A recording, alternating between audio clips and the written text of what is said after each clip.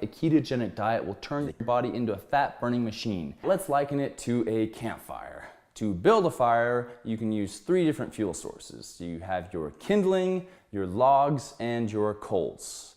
The kindling ignites really quick, burns, gives you a surge of energy, but dies out really fast also. Whereas the logs will stay burning quite a bit longer, but still not the longest. The coals is where you get into that long, sustained burning, all right, that lasting energy. So in comparison to the body using fuel sources, we also have 3 different sources of fuel, just like a fire. With the body, we have carbs as a fuel source, protein, and fats.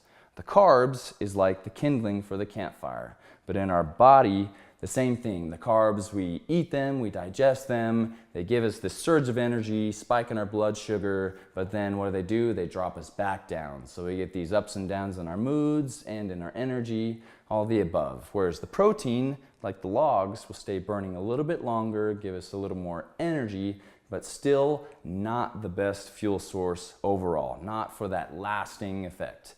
That is the fats. The fats are like the coals. It's harder to get started, but once you get them going, they will burn for a very long time. Ketosis is a state where the body changes its fuel source from carbs to fats. It's designed to use fat to burn fat. Actually, fat is the main food source while on the keto diet. Our body was designed to store fat as a survival mechanism when carb food sources were scarce. Then our body used it as fuel and started burning that fat to create ketones and energize us. Not to mention the improved brain performance, increased energy, and overall just feeling amazing.